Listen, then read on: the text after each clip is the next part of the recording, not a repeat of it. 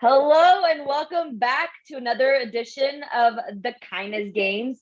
As you all know, the Kindness Game sheds light on our personal biases and encourages kindness by modeling curiosity in conversations so that we can appreciate humans for their unique perspective and experiences to heal our communities together.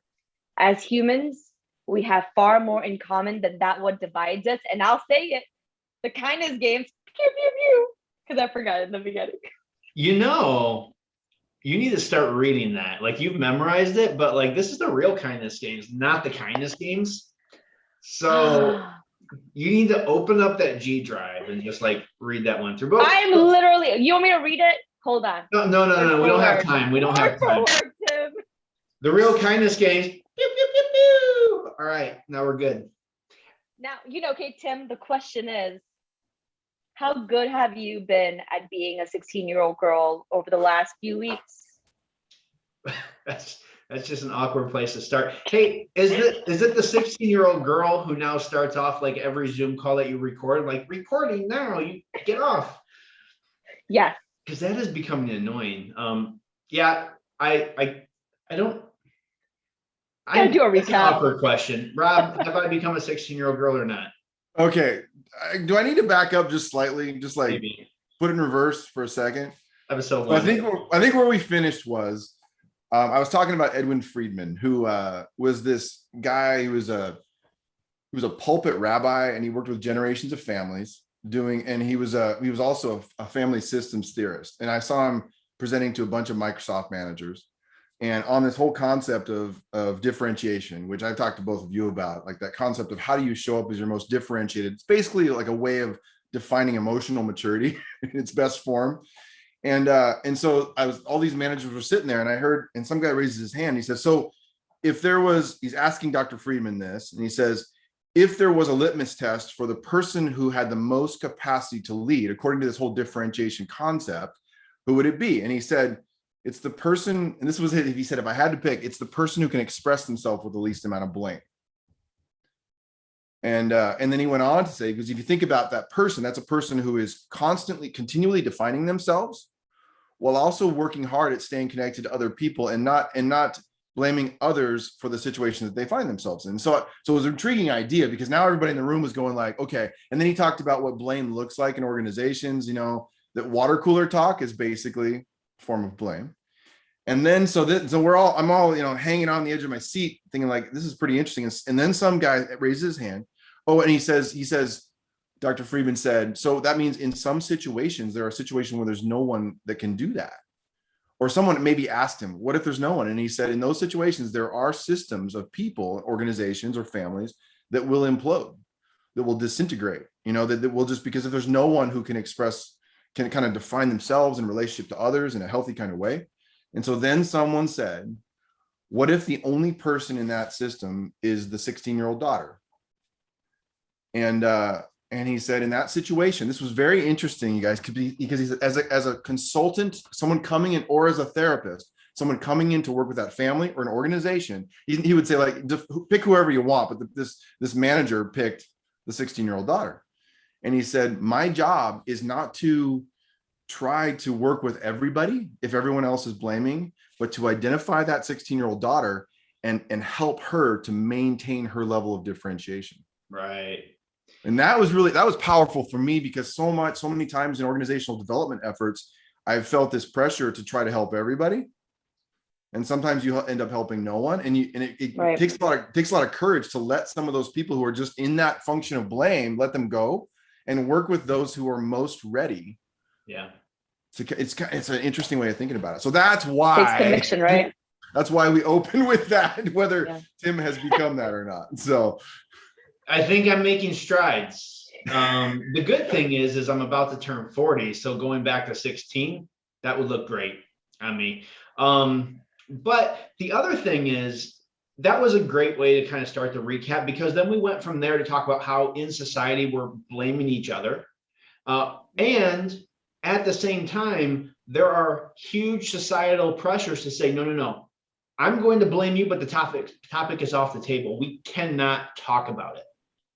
We've already ordained that this topic is this way, and if you don't agree, then you're this way, which is causing that heat to just be turned up with both parties, and yet we don't have the outlet for all that energy in the discussion, in the exchange of ideas.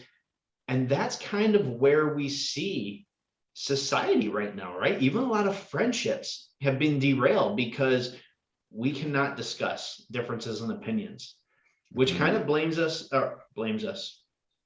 It kind of brings us to where we are today. What are we doing, Kekishan?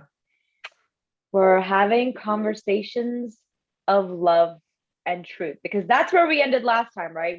We're talking about how can we get to a discussion where, you know, we move from this conflict between two people and saying, well, I don't agree with you and I don't agree with you, so we can't be friends anymore, to, okay, we disagree with each other, but we can still have a tempered conversation because we either have a shared objective, or we love each other, we're family, we're friends, whatever it might be. How do we get to that conversation that's like a tempered flame? Yeah. So Rob, we'll ask you, how do we get there? I don't know if this will sound harsh or not, but to some people, and this risks blame, but one of the things I listen for because of that is, if you listen into culture, if you listen for blame statements, when that's all you hear, it causes me a lot of pause. You know what I'm saying? When that's the loudest voice in culture in general, so it does, even from when I think about Edwin Friedman, what he said, I think about, has our culture become comfortable with blame? It's a whole nother conversation. Because I think one of the issues with that, and sort of to bring it home to your question, Kekishan, is just that really the only thing that we fully have capacity control is our own response. And sometimes we don't even have control over that, and so that means, so what does the response look like? And I thought about writing a white paper soon. And I was just thinking, like, how would you address what's going on in a way that I'm taking responsibility for myself, but also encouraging other people to take responsibility for themselves? And I thought about the title being, You're Wrong and So Am I. Because, and I'm not saying we're all wrong. Don't hear me saying like everybody, but I think it's, you know, and maybe that's just clickbait to get someone to click on or read something further. But I think if I don't know how to work in healthy relationship with someone else who doesn't have a little percentage of themselves that they're willing to say, and I'm not quite sure this is true. Do you know what I'm saying? I'm almost about, and I would say, and I have deep things of truth that are so critical to me and so important to me, but even my faith is still a faith. Like, it's a belief in something I can't prove, which is probably one of the most important core parts of my humanity personally. But I think everything else, I have to maintain my capacity and work hard intentionally at, am I willing to edit? Like, you guys know that's one of my key things is, I don't know how to work with a leader who doesn't have some form of editability and that willingness to say, I'm not getting this all right, but I have some strong convictions. You know, such a good point to bring us to. We've previously talked about the age of information, the danger of I was just thinking that we're in. And there's a pressure to be well-read, which essentially says, like, you should know something about everything. We established that Kekishan only knows 48% of all of the information available in the world. So given the fact that she only knows, like, can recite 48% of the information in the world, she can't actually, less than 2%. 48%. And she can't actually know something about everything. And the funny thing is, do we have the frame of mind to be able to say, yeah, I don't know, I'm not interested in that, I haven't read that, or I'm not good at it? And that's a hard thing these days, which is a weird place to be, because there used to be, for lots and lots of centuries, a lot of things that people just didn't know about, and we're like, yeah, I wouldn't know about that. Actually, no, Rob, I'd love to give an example, because this happened to me this weekend where, you know, I was out with a couple of friends and we got on a political topic where two of us shared an opinion about whatever's happening. And, I'm not going to throw the opinion out there, but this other person did not agree with us. And she said like, hey, it seems like we're in disagreement on this topic. And we all just kind of like looked at each other and we're like, well, we don't want to make this awkward because, well, we're in like a very friendly environment. So we all just immediately dropped the topic like hot potato and changed the subject and moved on to something else. But how do we get to a point where we can have that conversation and start to work through not just changing our convictions, but understanding each other's convictions, right? Because I think that's the hardest part. The hardest part is not changing our mind. The hardest part is knowing that you don't have to change your mind, but still be able to sit in that truth. Yeah, that's big. You're just mentioning some big stuff. Did you know, by the way, that I forget the exact percentage, but it's something like it's between 80 and 90% of individuals believe that they are above average. 91.7 to be specific. Is it that high? Because I'm generally aware of everything. Which is kind of frightening. And I think it's interesting when the example you mentioned, though, because I think the fact that you stepped out of it could have been the right thing. That process of self-regulation. You know what I mean? Like sometimes there is that time to say, okay, this is probably not the best moment to have this conversation if someone's not interested in that. I think this is, you all know that I think from a leadership perspective, whether it's in your family or close relationships or with friends, that I don't know how to navigate that space of love and truth without the recognition that it's a paradox. You know what I mean? That they compete with one another. And I think the other thing, and Tim, you know this especially because you've been around me a lot over the last year, but is that I think the capacity to maintain a conversation of love and truth gets increasingly difficult as pressure rises. So it's easier as the pressure, and those disagreements are one example of that invisible force of pressure telling you that something is shifting right now. And the shift might be in our relationship is what the pressure is created by. And that in those moments, that's where it's particularly difficult. And so I think that's why that being mindful of that moment where that pressure is going up and like, okay, I'm starting to lock down. You know what I mean? Is especially the time to work hard at saying, okay, I'm going to do something different here. And this is why I think also we focus so much on questions, like that no one wants to be should have. In fact, we probably decrease people's capacity to when we tell them our answers, because I think the reality is we would like to change some people's minds. And so the next question is, if that's true, not saying we have it all right, but saying like, I'd love to open up a conversation where we might all be changed. Then most of the time that happens through an honest question, which is, you know what I mean? Yeah, man, it's hard though, right? It's like when you forge those relationships over so many years where a single topic just had never been touched because it just never came up. And then in the society where we live today, where things are so they're just, it feels like we're at a boiling point. Right? The pressure is rising. Everything just feels so much. And so those topics that had just stayed at the bottom of a layer of friendship or relationship or whatever, they're starting to rise, and you're starting to have these conversations around what's right to you and what's right to me, what's your conviction, what's my conviction, what feels right to us, what feels right to society. It just seems like I felt kind of wrong dropping it like a hot potato because I felt like I had conviction and I should at least have that conversation, but it just didn't seem like the appropriate time.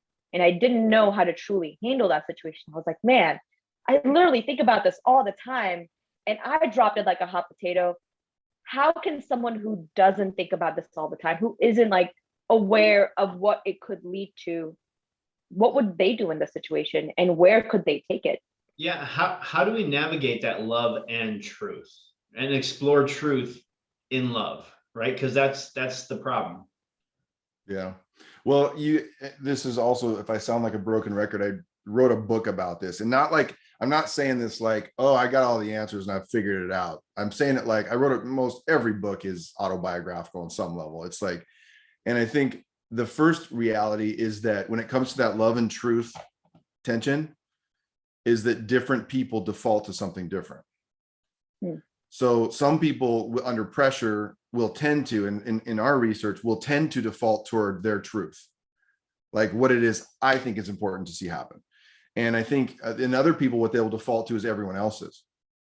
So they're more concerned with actually maintaining peace than they are about expressing what they think is important to them. And so that for those folks, just getting to what's important to them is much more difficult. So I think that the issue also is that emotionally speaking, we have different wiring, and to give one piece of advice to one or the other is what's difficult. But the first part of that, I don't know where to start other than becoming aware of your default.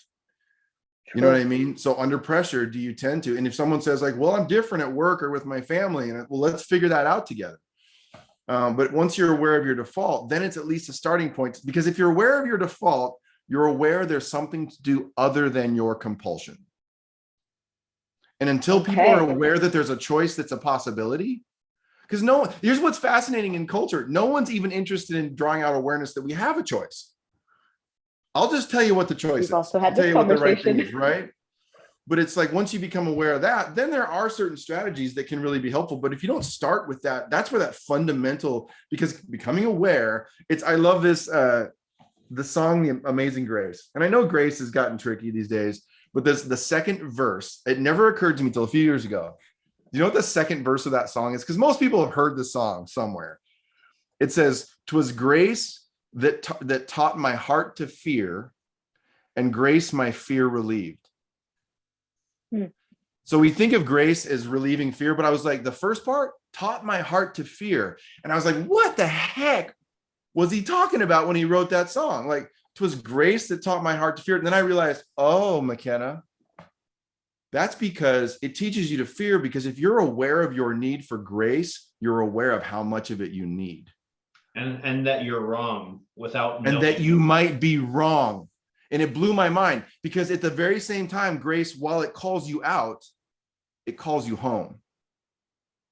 Because the second part is it actually calls you, it sets you free. And that's that fundamental thing, until someone gets to that point where and that's where I think a lot of people break, and they're like, I got a lot to work on, you know? But what an invitational song that is, even. I'm not sure I'm answering any questions. It's stuff I thought about a lot. I have one other thing is this. Have I talked to you guys about the definition of the word conviction? Is we slightly touched on it, but I think this is the right time. Because the word conviction is rooted in the word elencho. I think it's in Latin or Greek. I can't remember which. And it means, listen to this, it means to cross-examine. So quite literally, you and I don't get to have convictions unless they are cross-examined. So we don't get to have a truth. Rob, I am so glad that, like, you're obviously very intelligent. I am obviously not. But we end up in similar places, right? Because Kehkashan and I had said that if you cannot actually do a basic articulation of the opposing argument, then you don't own your position. You're just renting. And that's kind of what I hear you saying. If you are not aware of anything outside of what you think, then you're not actually owning that position. You're not convicted. Well, and Tim, imagine this. And because I think it's one step, because I do hear people say that we did this with graduate students over the years, is making them make an argument for the other side. But it's also taking a step to say that the other side has some truth to it. And what frightens me in culture today, in terms of it's hard to argue that we've never been more polarized, but maybe you could say, you know, there are certain points in history it was worse. But I think what's frightening to me is imagining a culture, because if there's no more examination from the other side, there's no more conviction. So are you saying happens? then if we stop having conversations, Of then love we and stop truth. being a civilization? Well, how do we invite people into those conversations in a loving way, right? Like would it be along the lines of, hey, so I'm pretty sure we're not agreeing, would you be willing to hear me out? And then I'll be willing to hear you out, and let's just have the conversation so that I understand where you are and you understand where I'm at. That way we at least know what playing field we're playing on. So here's a leaning back on Edwin Friedman. It was interesting, and I've leveraged this a lot during my lifetime in these moments where I'm in that place where I've got to deliver some tough news or I've got to have that tough conversation, is that taking a position based on love is so important. So when I even talk with a leader, I'll say, what I would like to coach you into is the possibility that you would express your intention in that conversation before you begin to express your convictions. So, and that actually for a lot of people is like, whoa, tell me more about that. Because a lot of times we just go in and no one says, and so like, for example, if I'm a manager and I'm going to have a tough conversation with an employee about something, if I went in and I said, I want you to know, by the way, that I've actually been working on myself in this, and I want to continue to have conversations where I'm connected to what's important to you and maintaining and being clear at the same time. And so my intention in this conversation is to do that. Now, by the way, doing that in a conversation where you've never done it before feels like a million years. You know what I'm saying? And then before you deliver the news, so this is what I see, or this is my conviction. And it works in family relationships too. Imagine a conversation with your parents where you've got to do a level set with your parents. And we've all been through these kinds of moments. And it's like, I want to tell you that I love you dearly. And my intention is to maintain a healthy relationship, but also to express clearly what's important to me, and then deliver the conviction. And what's interesting is I've done this in writing a lot, because I write better than I speak sometimes. So I'll write a letter, but I start with the intention and then get into the conviction because so often we jump to the issue.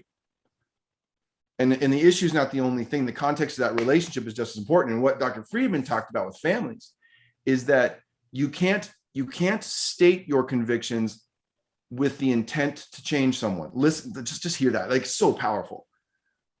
They probably will shift even if they never talked. So like if you write a letter, I've been in a close relationship where I've written a letter and I watched the behavior shift, even though they never told me they got the letter. So you can't do it. You do it for the sake of taking a loving and truthful stance with a person, expressing that connection to them and that intent, but you can't do it for the sake of changing them. Or you can't do it for the sake of you being right either, right? No, but it's for the sake of you expressing what you believe to be true at this point. Yeah. But with an understanding that you may not be all right, but this is what's important to you. And you want to have that open dialogue, right? You're inviting the open dialogue. Yeah. And those conversations, those are differentiating conversations. They're emotionally mature starters to those moments with the intent and then the truth. And then what we've seen happen in some, even organizations that are full of blame, is it begins to spread, but it takes work. It takes maintenance. You know what I mean? Because we will default back to easy way out. I don't know if that's helpful or not. It is. And, this is really, really interesting that this conversation has actually taken the real kindness games and the kindness games actually back to its original nexus with that first conversation Kehkashan and I had back last May. After not have talking to each other. No, I'm sorry. That last September. Have not spoken with each other because we've been out of the office for like 6 months. And she just did her brain dump on me. And what I heard coming out of her was her hurt and her frustration. But I also heard the fact that we had obviously never discussed our political stances, because most of what I heard, I could not disagree with more. And yet in that moment, I said, right now, I don't feel like society can let us be friends. In fact, they're saying, no, you guys cannot be friends if you don't hold to the same political views. This is September of 2020. And I said, you know what, maybe I won't bring this up because I value the friendship. But then I thought, but if I value the friendship and she does too, shouldn't I be able to bring this up? And I took that leap of faith. And of course, Kehkashan's awesome. Yeah. That 30-minute sync turned into a 90-minute conversation. That 6 months lap turned into a weekly 1-hour call to touch base, make sure we're okay, and to discuss what our opinions are on what is happening in the world. And that's like, we used to be okay friends. We're really, really good friends now because we want to learn from each other. But more importantly, we want a friendship that's not based on things unsaid. Yeah. That's We Completely want agree. to know each Yeah. other. I remember that first video of the two of you briefing that. And it was a powerful moment, just expressing what you had learned from each other around that. That was a powerful thing. Be fun. That video is going to be fun 10 years from now. You know? God, I hope so. You know, Yeah. it was such an interesting time as well, because I think the time hasn't changed, right? Like we're still there. We're still in a place where society will still tell us, Tim and Keikashan, you shouldn't be friends because you have two different opinions. You live on two separate sides of the world, not physically, but you know, like in our mind. Yeah. And I say, why the hell not? Should you not want differences of opinion within your circle of influence? Because otherwise, you're going to be an echo chamber Well, forever. you bring a really good point up, Keikashan, right? Because the reason society is telling us right now, you can't be friends, is because the agenda and the strife and the division cannot go forth the way they want it to. The powers that be, political, media, whatever they are.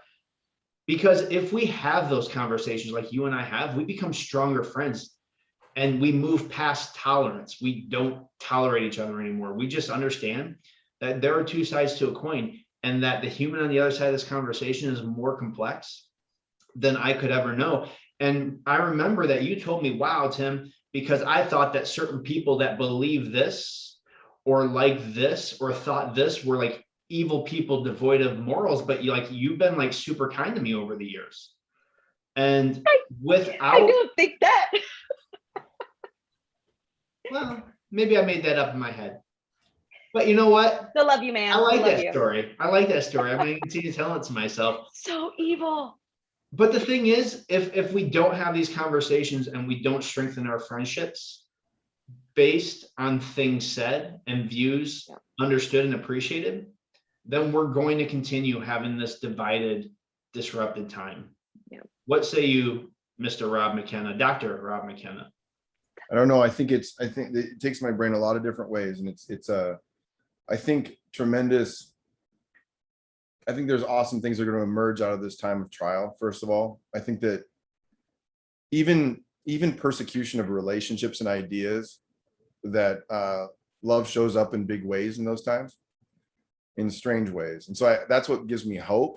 I think the parts that are challenging are the other issue from a leadership perspective in terms of what gets modeled is that we tend to prop up leaders who show conviction and not much else. So I think this is why, so much of my mission is that we would actually launch and prepare leaders who are aware of the nuance in life. And so often we don't prop those people up because people follow conviction no matter what. Like, you know what I mean? And so would we elect someone? Would we choose someone? Would we prop someone up who actually is aware that there are two sides to most things? And I'm not being wishy-washy. I'm not saying it's everybody's truth, it's everybody's thing. It's just, I think that we work it out together. And so I think there's a lot of folks, and this is why I love hanging out with you all. But I hope for people that might check in about just having the one-on-one conversations. I have found that power of expressing intent for the relationship prior to the placement of conviction is a powerful thing. I love that. I mean, I lean into try to take advice for myself every time I have to have a tough conversation with a loved one or someone at work or anything else. So, yeah. Thanks for sharing that, Rob. I think the idea of sharing your intention before your conviction, I'm going to challenge myself to do that. So last time Tim took the challenge, this time I'll take the challenge. All right. Well, I think this is a step along to becoming that 16-year-old girl. So I think we have to both move in that direction. That's right. Can we have sweet 16s as well? Sure.